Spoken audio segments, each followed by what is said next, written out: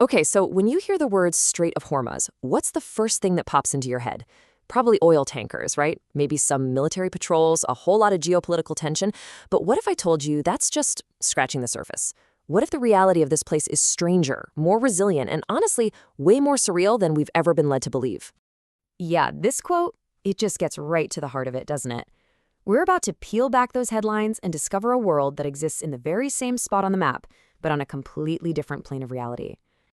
And this, right here, just lays it all out.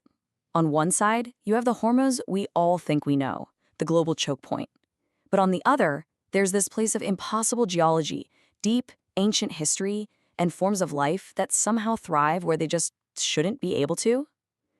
That second story, that's the one we're going to explore today. So, let's dive in. We're going way beyond the headlines.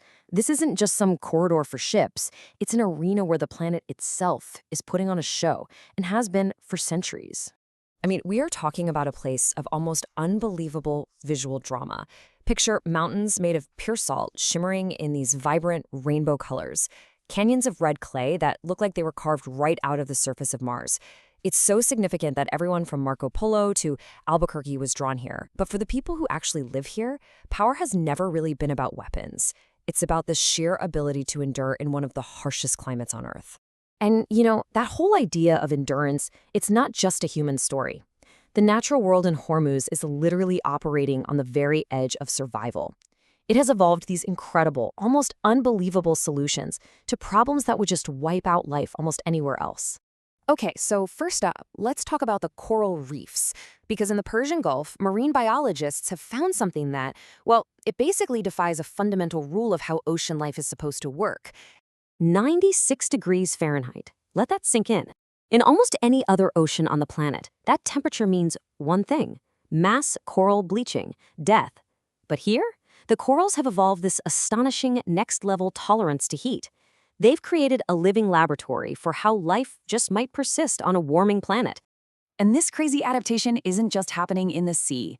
Along the coast, there's a forest, and this forest seems to break a basic law of biology. It grows directly in salt water. So how in the world does it work?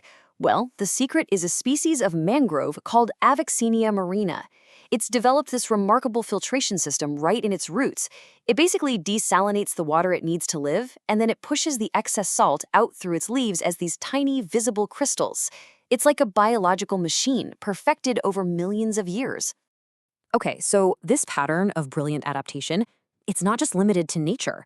The people of Hormuz have developed their own incredible technologies of survival, all born from this deep, generational understanding of their extreme environment. Just look at this. This is a badger or a wind tower. And don't think of this as some primitive technology. It's a perfected one. These towers, some of them 1,000 years old, are precisely angled to catch the wind, funneling it down to cool the inside of buildings by up to 20 degrees Fahrenheit. It's an absolutely brilliant electricity-free air conditioning system that makes life possible when it's 122 degrees outside. And then along the coast, you have craftsmen who build these large ocean-going vessels called Lenge boats. What's just mind-blowing is that there are no blueprints, no written plans. The entire complex design is held in the minds of the builders, passed down from father to son. It's a skill so unique, it's recognized by UNESCO as an intangible cultural heritage. Or consider the Borgue mask worn by local women. You might see this from the outside and misunderstand it, but it actually began as a piece of practical technology, a shield against brutal UV radiation. And then, over generations, it evolved into a kind of social text, with different designs signaling marital status and what region you're from. It's literally survival shaped into identity. And get this, in one tiny, isolated village, even language itself is a survival tool. Kumzari, a language spoken nowhere else on Earth, is this incredible blend of Persian, Arabic, Portuguese, Hindi, and more. It's like a verbal fossil record of every single empire and trading network that has ever passed through the strait, all preserved by sheer geographic isolation. Okay, so you've got this ancient, incredibly resilient, and deeply localized way of life. And then, flowing right through the middle of it, is the absolute nerve center of the modern global economy. This is where the two worlds of Hormuz collide. 21 million. That's how many barrels of oil pass through here every single day. We're talking a fifth of the world's entire supply, moving through a channel that's just 21 miles wide at its narrowest point. The stability of entire national economies depends on this little passage staying open. And yet, on that very same coastline, local people have a totally different relationship with the land's resources. They take the iron-rich red clay, the stuff called galak, and they mix it into a seasoning called sorok that they press into their daily bread. It's wild, right? The most abstract global dependency you can imagine, coexisting with the most intimate form of sustenance. And that is the tension, isn't it? The very systems of resilience that we've been talking about, the things that have worked for centuries, are now facing pressures they never evolved to handle. Those heat-proof corals, they can't adapt to a sudden oil spill. The salt-filtering mangroves, they're threatened by industrial contamination. And the Lenge boats and the Kumzari language, well, they're facing modern forces that their isolation can no longer protect them from. So this brings us to a final and honestly a really critical question. Is this remote, extreme place just an interesting outlier, or is it showing us something about a future that we're all moving into?